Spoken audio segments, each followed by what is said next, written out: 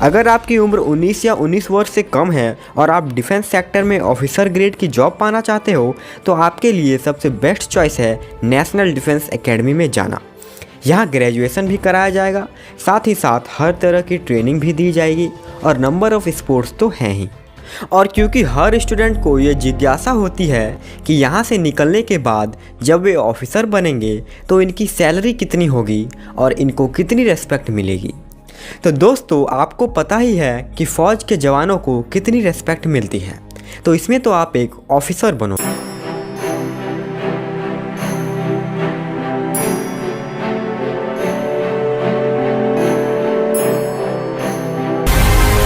और इसमें तो कोई दोहराई नहीं है कि इनको काफ़ी अच्छी फैसिलिटीज़ और काफ़ी अच्छी सैलरी मिलती है। अगर इनकी सैलरी और फैसिलिटीज़ को मिला दें तो एक आम आदमी को इन सारी चीज़ों के लिए हर महीने लगभग लाखों रुपए खर्च करने पड़ेंगे, तो आप अंदाज़ा लगा सकते हैं। तो चलिए दोस्तों, वीडियो शुरू करते हुए बात करते हैं कि आखिर एनडीए क्या है। एनडीए, जिसका फुल फॉर्म है नेशनल डिफेंस एकेडमी, जो पुणे शहर के खड़कवासला में स्थित है।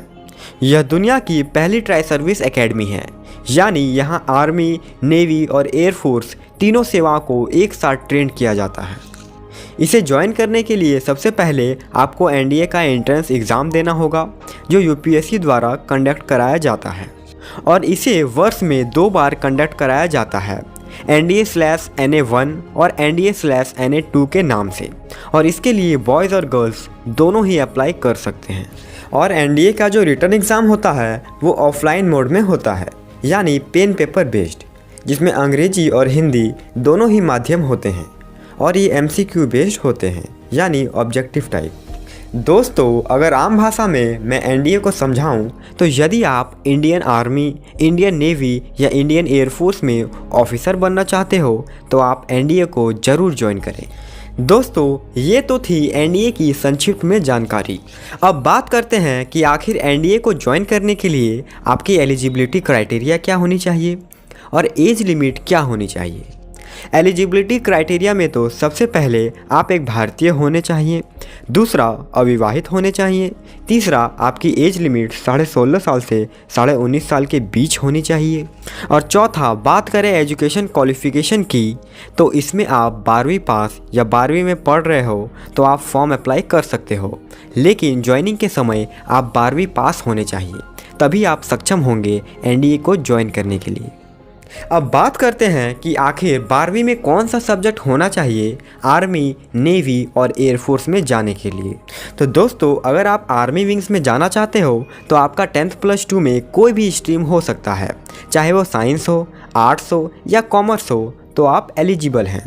लेकिन अगर आप नेवी या एयरफोर्स विंग्स में जाना चाहते हो तो आपका 10th+2 में फिजिक्स और मैथ होना कंपलसरी है।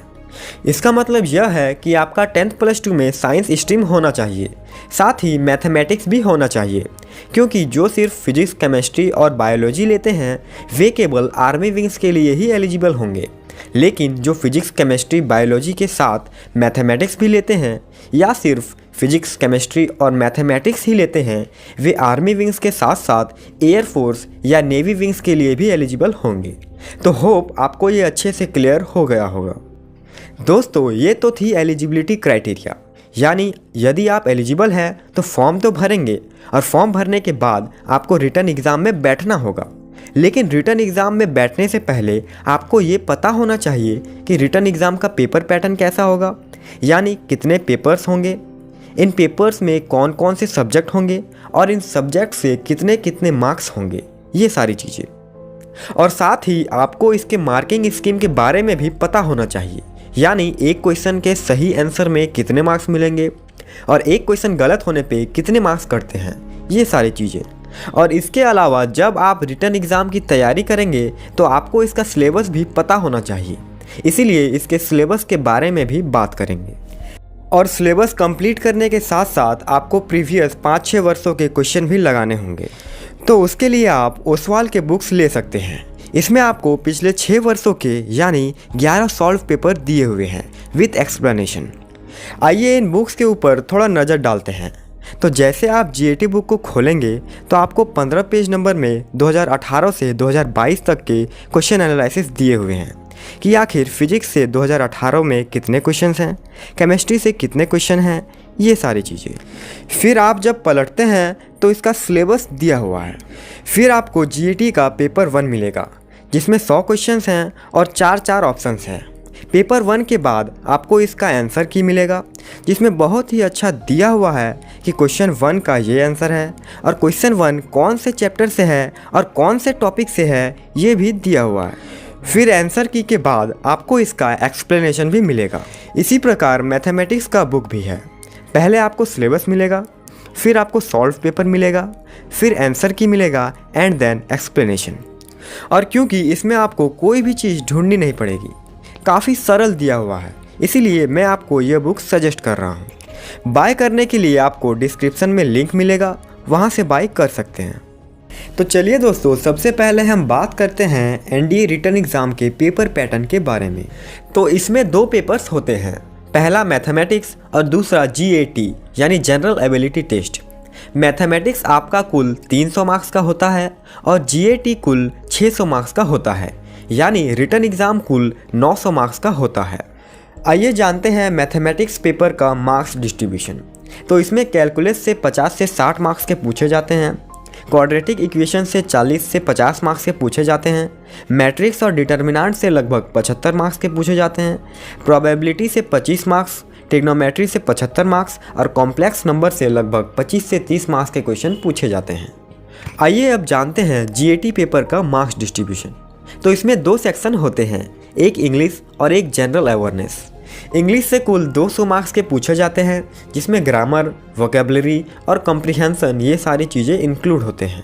और जनरल अवेयरनेस से कुल 400 मार्क्स के पूछे जाते हैं जिसमें फिजिक्स से 100 मार्क्स, केमिस्ट्री से 60 मार्क्स और जनरल साइंस से 40 मार्क्स के पूछे जाते हैं।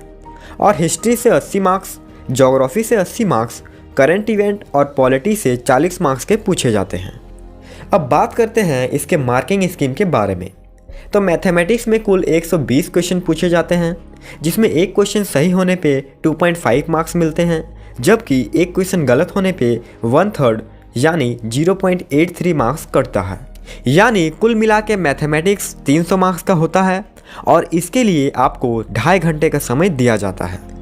बात करें जीएटी पेपर के बारे में तो इसमें कुल 150 क्वेश्चन होते हैं, ईच क्वेश्चन कैरिंग 4 मार्क्स और एक क्वेश्चन गलत होने पे इसका 1/3 कटता है, यानी 1.33 मार्क्स कटते हैं। यानी कुल मिला के जीएटी पेपर 600 मार्क्स का होता है और इसमें भी आपको 2.5 घंटे का समय दिया जाता है। अब दोस्तों बात करते हैं एनडीए के सिलेबस के बारे में। तो मैथमेटिक्स में 11th और 12th का पूरा सिलेबस इंक्लूड है, जबकि जीएटी पेपर में साइंस से फिजिक्स, केमिस्ट्री, बायो, आर्ट्स से history, geography, polity, economics and current event और साथ ही इंग्लिश में भी 50 क्वेश्चन होते हैं जिसमें ग्रामर, वोकेबलरी, कॉम्प्रिहेंशन ये सारी चीज़ें इंक्लूड होती है। अगर आपको इसके सिलेबस के बारे में पूरे डिटेल से जानना है तो आप ये वीडियो देख सकते हैं जिसका लिंक आई बटन या डिस्क्रिप्शन में मिल जाएगा।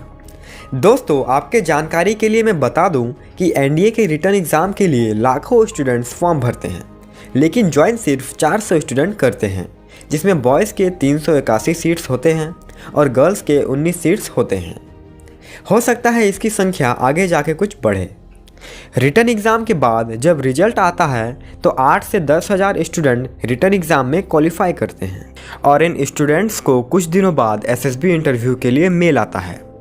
एसएसबी इंटरव्यू 5 दिनों का होता है जिसमें अलग अलग टास्क सक्सेसफुली कंप्लीट करना पड़ता है। अगर आप एसएसबी इंटरव्यू को अच्छे से समझना चाहते हैं तो आप ये वीडियो देखें जिसका लिंक डिस्क्रिप्शन या आई बटन पर मिल जाएगा। 5 दिनों का एसएसबी इंटरव्यू कंप्लीट करने के बाद आपका एसएसबी मेडिकल होता है।